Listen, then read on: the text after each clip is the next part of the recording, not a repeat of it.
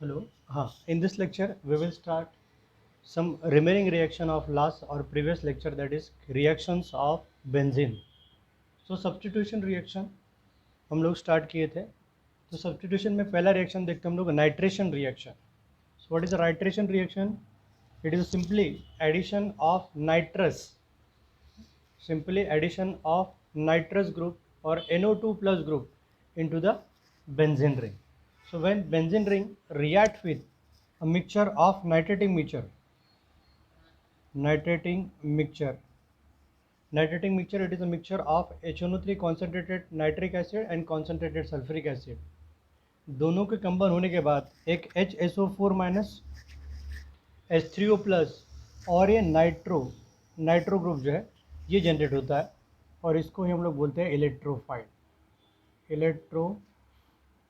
Generate होगा. और इस इलेक्ट्रोफाइल पे पॉजिटिव नाइट्रोजन ग्रुप पे इलेक्ट्रॉन डिफिशिएंट ग्रुप पे ये बेंजीन रिंग जो है न्यूक्लियोफाइल के फॉर्म में ऐड करता है, एडिशन होता है. That's why this reaction is called as electrophilic substitution reaction. Okay, benzene ring nucleophilic जैसा electron rich centre electron deficient centre पे अटैक करेगा और आपको रिएक्शन मिलेगा. तो सिंपल रिएक्शन की बात करें तो यहाँ से एक H और nitric acid HO plus NO2, तो नाइट्रस आयन और ये OH माइनस, तो ये इन the form of complete water निकल जाएगा और बेंजीन रिंग इस नाइट्रस आयन पे अटैक करके सब्स्टिट्यूटेड फॉर्म में नाइट्रोबेंजीन मिलेगा. You will get nitrobenzene from normal benzene. यहाँ पे हम लोग लिखेंगे कॉन्सेंट्रेटेड H2SO4.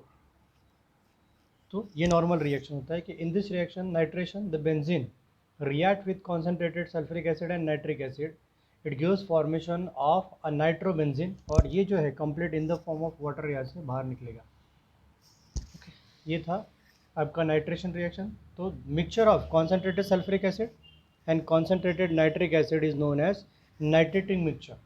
इन दोनों को कॉन्सेंट्रेटेड सल्फ्यूरिक और नाइट्रिक एसिड का मिक्सचर को हम लोग बोलते हैं नाइट्रेटिंग मिक्सचर.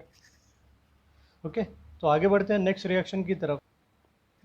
नेक्स्ट रिएक्शन है sulphonation reaction, that is addition of SO3H group into the benzene ring और substitution of SO3H group into the benzene ring. तो रिएक्शन सिंपल है कि when benzene react with when a benzene heated with a fuming nitric acid और concentrated sulfuric acid, तो यहाँ पे HOSO3H, तो ये जो स्ट्रक्चर हम लोग इसको देखेंगे तो H2SO4 सल्फ्यूरिक एसिड का स्ट्रक्चर है, कॉन्सेंट्रेटेड सल्फ्यूरिक एसिड का. तो यहाँ से एक अगेन ये OH माइनस और ये HSO4 माइनस ये इन द फॉर्म ऑफ वाटर निकल जाएगा और SO3H ग्रुप जो है ये अटैच हो जाएगा बेंजीन रिंग को. तो you will get SO3H group और ये इन द फॉर्म ऑफ वाटर बाहर निकल जाएगा H2. तो बेंजीन का एक हाइड्रोजन जो है which is get substituted by SO3H group, that is sulfonyl group जो है उसके साथ वो सब्स्टिट्यूट होता है. So benzene react with concentrated nitric acid, it gives formation of a benzene sulphonic acid. Benzene sulphonic acid produce करेगा, benzene sulphonic acid ये product मिलता है.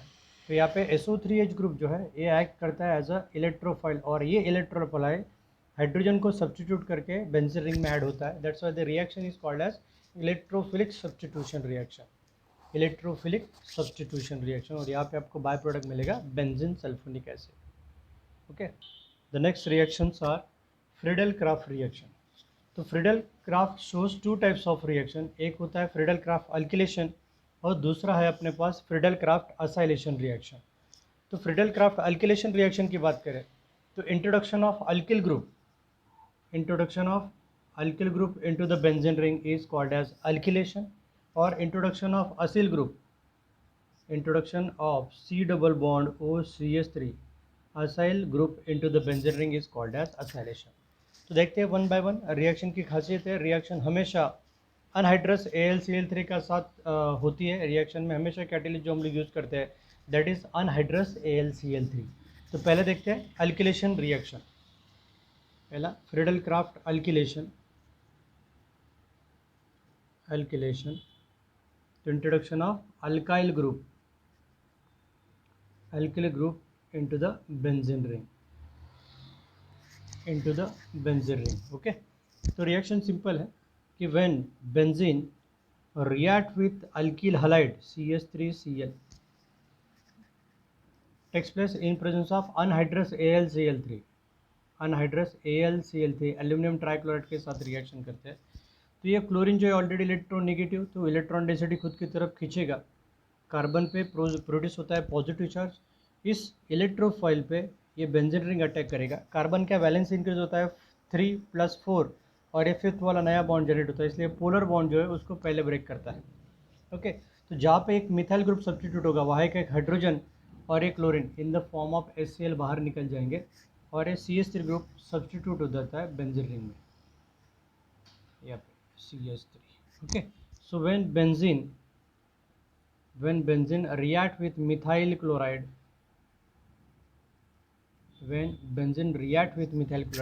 in presence of anhydrous AlCl3, तो ये अनहाइड्रस का एग्जैक्ट रोल क्या है कि ये जो बॉन्ड होता है CH3Cl वाला, ये ऑलरेडी पोलर नेचर का है, इसको ऑल पोलराइज फॉर्म में ले जाने के लिए CH3Cl when react with AlCl3, तो it gives formation of CH3AlCl4, तो ये कम्प्लीटली निगेटिव फॉर्म में चला जाता है और इस पर कम्प्लीटली पॉजिटिव चार्ज आ जाता है और इसको बॉन्ड को और पोलर नेचर और इसको सफिशिएंटली इलेक्ट्रोपॉजिटिव क्रिएट करने के लिए हम लोग अनहाइड्रस AlCl3 ऐड करते हैं।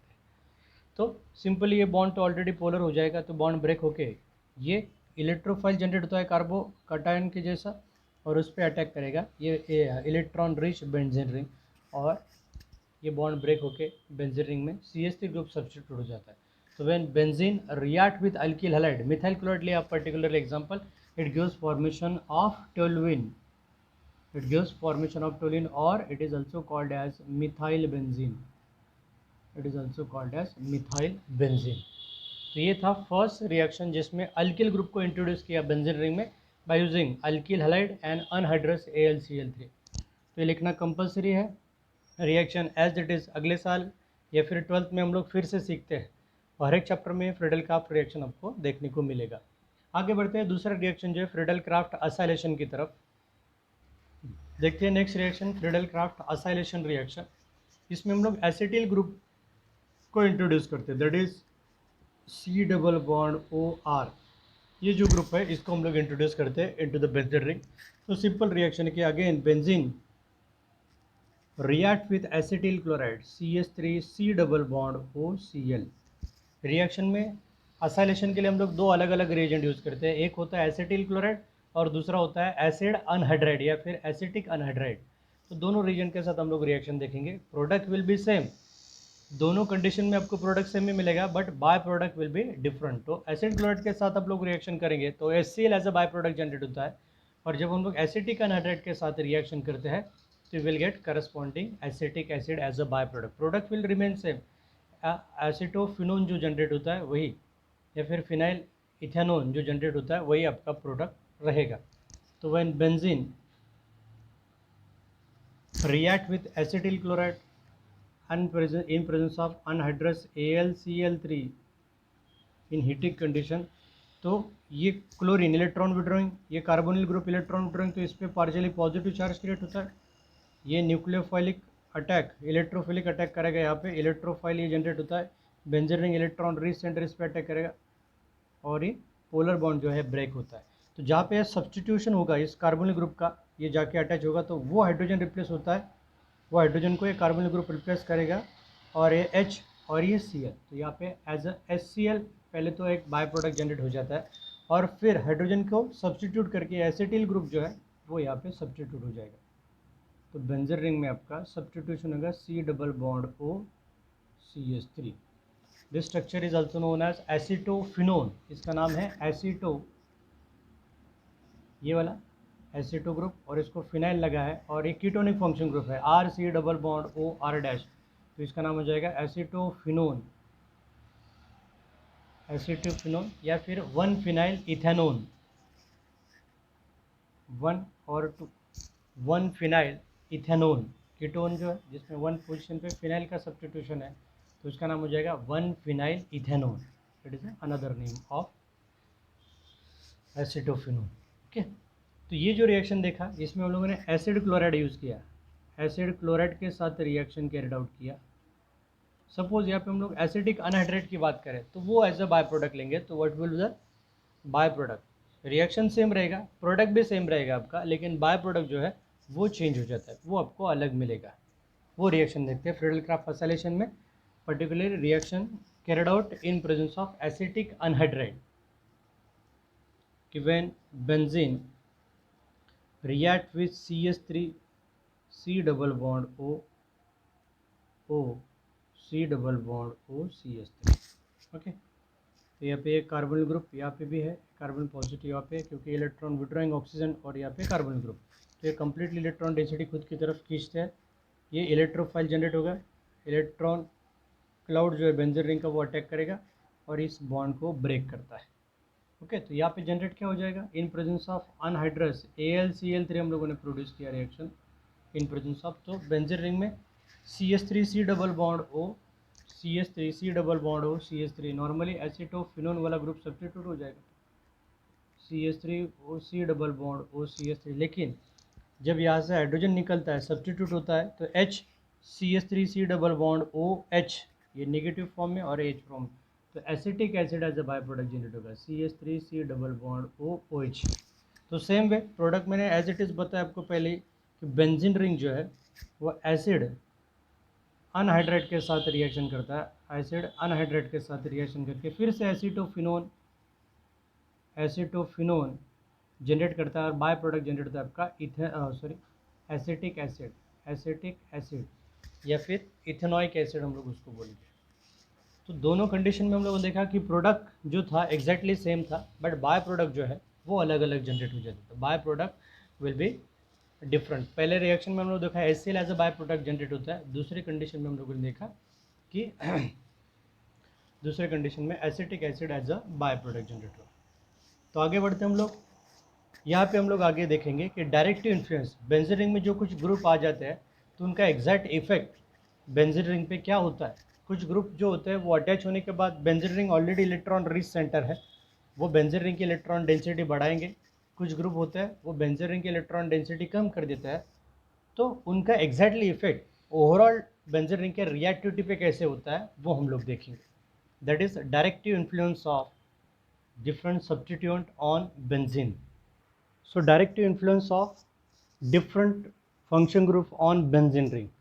तो कुछ ग्रुप जो होते हैं वो बेंजीन रिंग में ऐड होने के बाद बेंजीन रिंग की इलेक्ट्रॉन डेंसिटी बढ़ा देते हैं, कुछ ग्रुप जो होते हैं वो बेंजीन रिंग की इलेक्ट्रॉन डेंसिटी कम कर देते हैं। तो एग्जैक्टली होगा क्या वो हम लोग देखते हैं। तो पहले देखते हैं हम लोग कि बेंजीन एक्टिवेटिंग ग्रुप्स, कुछ ग्रुप जो होते हैं वो बेंजीन रिंग की इलेक्ट्रॉन डेंसिटी इंक्रीज कर देते हैं, that is called as first activating और ortho para directing groups.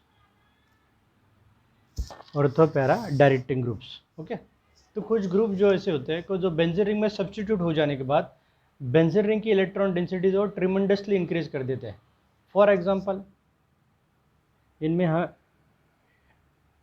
Chlorine electron pair है, उसके बाद ब्रोमीन हेलोजन की बात करते हैं हम लोग, उसके बाद हाइड्रोक्सिल ग्रुप हो गए, उस पर लोन पर इलेक्ट्रॉन होती है, NH2 amino group, methoxy OCH3, okay, बाद primary amine RNH2, secondary amine tertiary amine R3, okay, again कुछ ethyl even methyl group.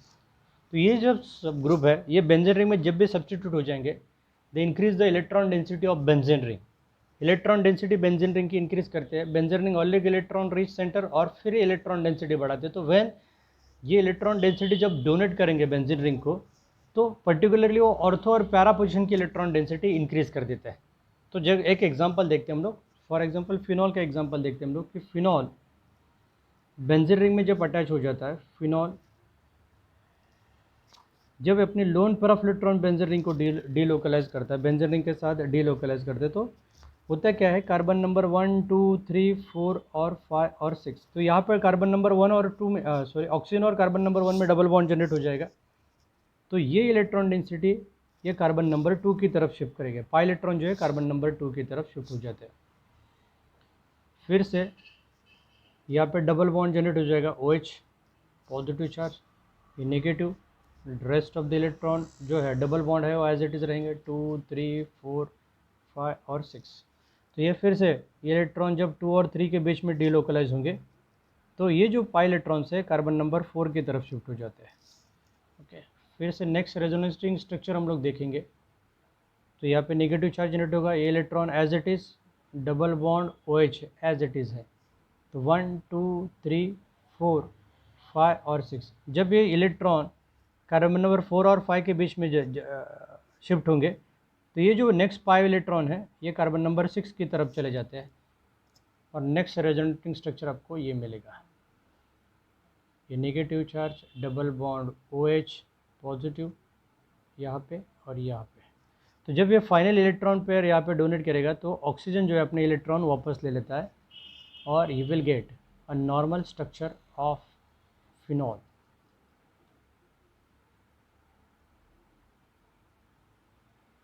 Normal structure of phenol. अभी जब हम लोग केयरफुली इस सब रेजोनेटिंग स्ट्रक्चर को ऑब्जर्व करेंगे तो एक चीज़ हमको ध्यान में आएगी कि कार्बन नंबर 2, कार्बन नंबर 4 और कार्बन नंबर 6 पे इलेक्ट्रॉन डेंसिटी इंक्रीज होता है, 3s 3 4 5 और ये 6। तो जब इलेक्ट्रॉन डोनेटिंग ग्रुप जो होता है वो पर्टिकुलरली 2 4 और 6, तो 2 4 और 6 पोजीशन की इलेक्ट्रॉन डेंसिटी जो है वो इंक्रीज कर देते हैं इलेक्ट्रॉन डेंसिटी। और मोनो सब्स्टिट्यूट बेंजीन में 2 4 6 पोजीशन को हम लोग बोलते हैं ऑर्थो पैरा डायरेक्टिंग। 2 6 पोजीशन को हम लोग लिखते हैं ऑर्थो और 4 पोजीशन को हम लोग लिखते हैं पैरा। ओके, सो पर्टिकुलरली वो ऑर्थो और पैरा पोजीशन की इलेक्ट्रॉन डेंसिटी इंक्रीज कर देता है। जब वो बेंजीन रिंग के साथ अपनी इलेक्ट्रॉन डेंसिटी डीलोकलाइज करेंगे तो पर्टिकुलरली 2 4 और 6 पोजीशन जो है वहाँ की इलेक्ट्रॉन डेंसिटी बढ़ जाती है। That's why the activating groups like chlorine, bromine, hydroxyl, NH2, methoxy, primary, secondary amine, alkyl group, methyl, ethyl, ये जब बी ग्रुप बेंजीन रिंग में अटैच हो जाते हैं तो बेंजीन रिंग की इलेक्ट्रॉन डेंसिटी वो इंक्रीज कर देते हैं।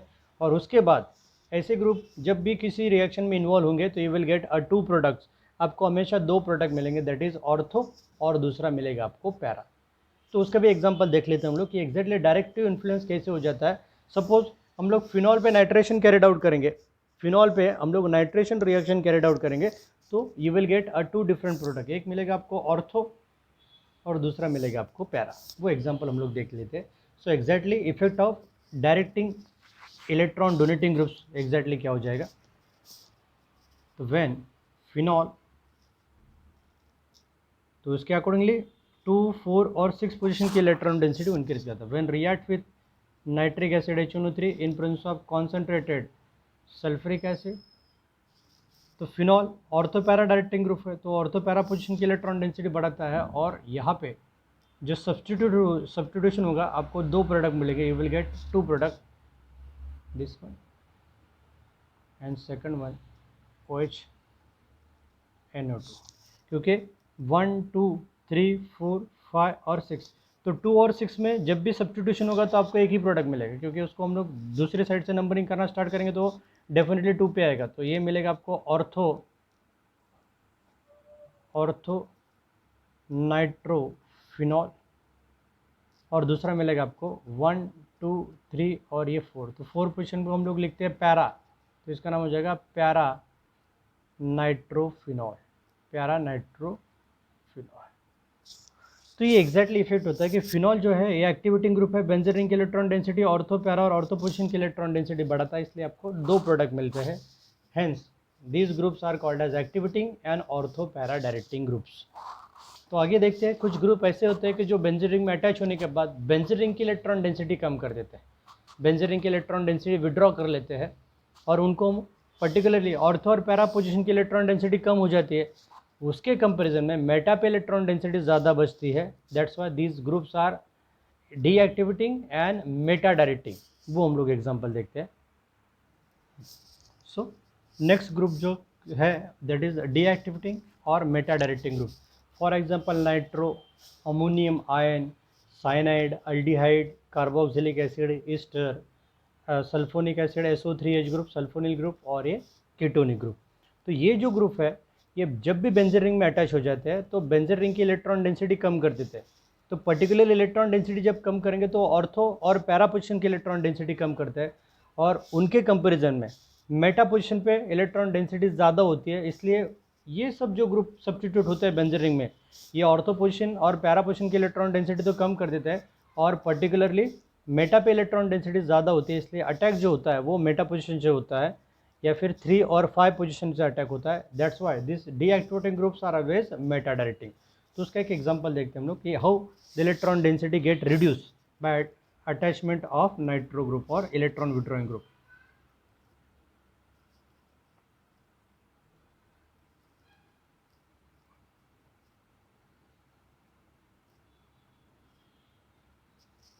ये जो पाई इलेक्ट्रॉन्स है ये स्ट्रॉन्गर इलेक्ट्रॉन विड्रॉइंग ग्रुप है. तो ये पाई इलेक्ट्रॉन जो है यहाँ से यहाँ पे शिफ्ट हो जाएंगे. कार्बन नंबर 1, 2, 3, 4, 5 और 6. तो कार्बन नंबर 2 पे पॉजिटिव चार्ज आएगा. इस नाइट्रोजन की वैलेंसी बढ़ेगी और ये ऑक्सीजन जो होता है फिर से निगेटिव चार्ज में कन्वर्ट हो जाता है. तो पहला स्ट्रक्चर ये ऐसे जनरेट होगा. यहाँ पे ये जो इलेक्ट्रॉन था कार्बन नंबर 2 का वो नाइट्रोजन और कार्बन नंबर 1 के बीच में शिफ्ट हुआ. इसलिए यहाँ पे आ जाएगा positive charge, double bond, NO negative, O negative और ये पॉजिटिव.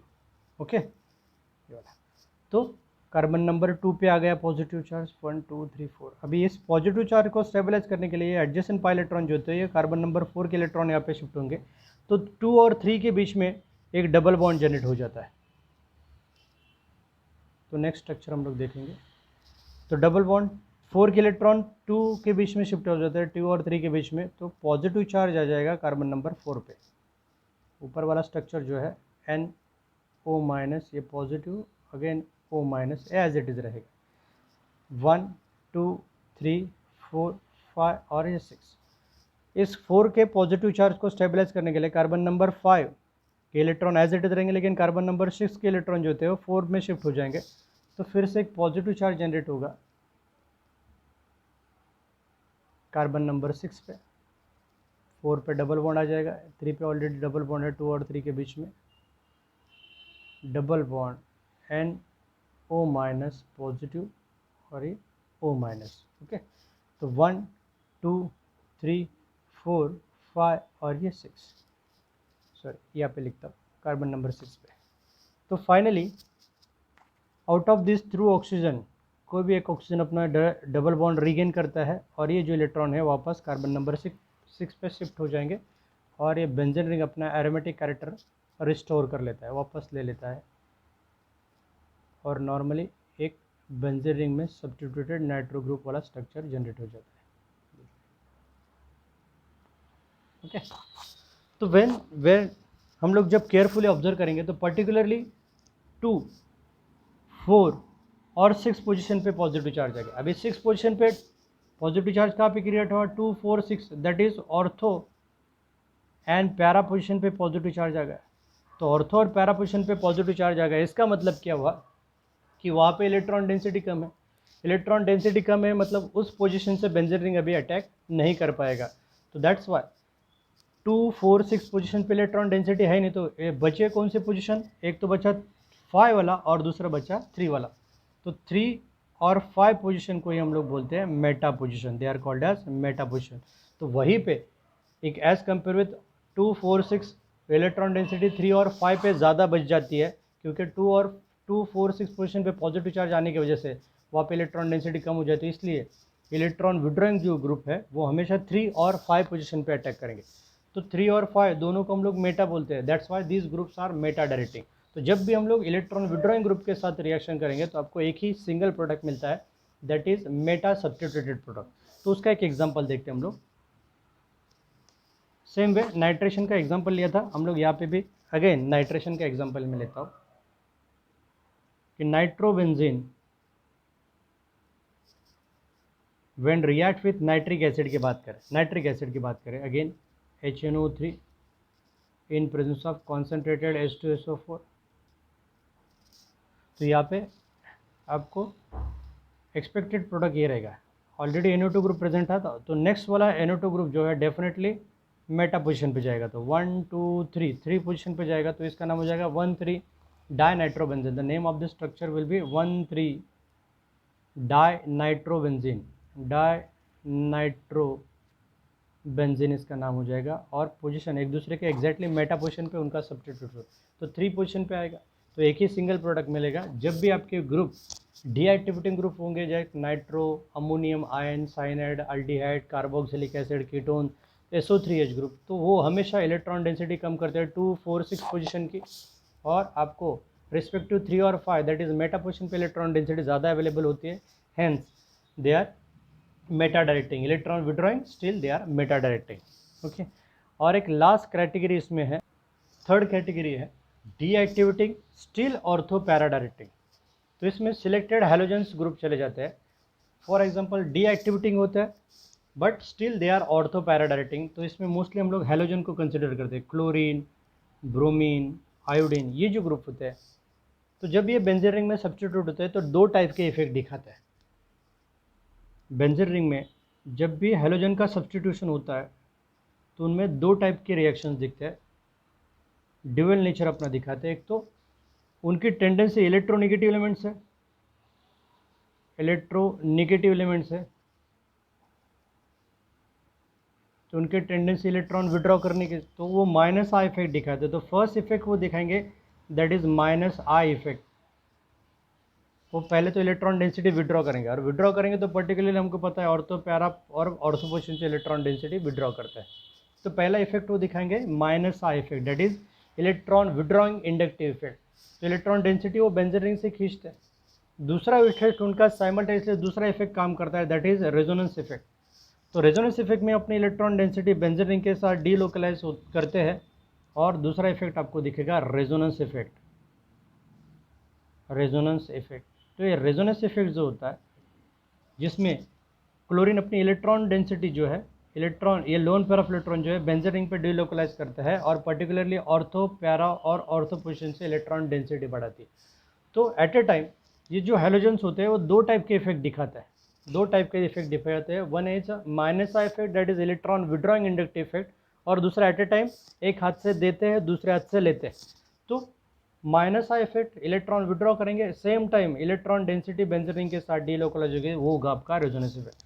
तो ओवरऑल इफेक्ट की बात करें, रिजल्टेंट इफेक्ट की बात करें, तो उनका रेजोनेंस इफेक्ट जो होता है वो ज़्यादा डोमिनेंट होता है, ज़्यादा इफेक्टिव होता है as compare with minus I effect, और hence they are electron withdrawing still they are ortho para directing। उनका डोनेटिंग इफेक्ट ज़्यादा होता है, वो ऑर्थो पैरा और ऑर्थो पोजीशन की इलेक्ट्रॉन डेंसिटी बढ़ाते हैं। इसलिए जब भी हम लोग हैलोजन के हेलो बेंजीन के साथ रिएक्शन कैरिड आउट करेंगे तो आपको फिर से दो प्रोडक्ट मिलेंगे, दैट इज ऑर्थो और पैरा, क्योंकि उनका रेजोनेंस इफेक्ट यहाँ पे ज़्यादा डोमिनेंट होता है। उसका भी एक एग्जाम्पल हम लोग देख लेते हैं।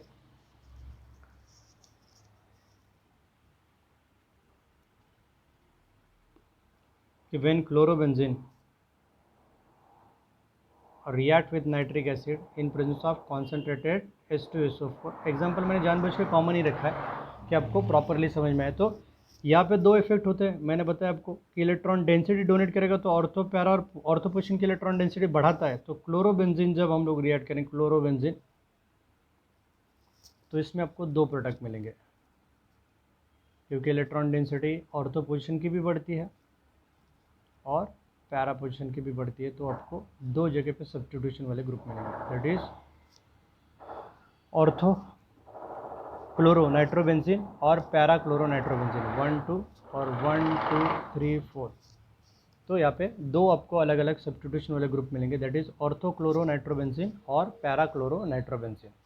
तो these are the different effect of directive influence of function group on benzene ring, कि कैसे ग्रुप जो है वो बेंजीन रिंग की इलेक्ट्रॉन डेंसिटी बढ़ाते हैं, और उसका एग्जैक्ट ओवरऑल इफेक्ट बेंजीन के ओवरऑल इफेक्ट जो डेंसिटी पे इफेक्ट होता है, और उसके अकॉर्डिंगली मिलने वाले प्रोडक्ट वो डायरेक्टिव जो ग्रुप होते हैं, फंक्शन ग्रुप जो अटैच होते हैं, वो डिसाइड करते हैं कि कौन सा प्रोडक्ट आपको मेजर मिलेगा और कौन सा प्रोडक्ट आपको माइनर मिलेगा।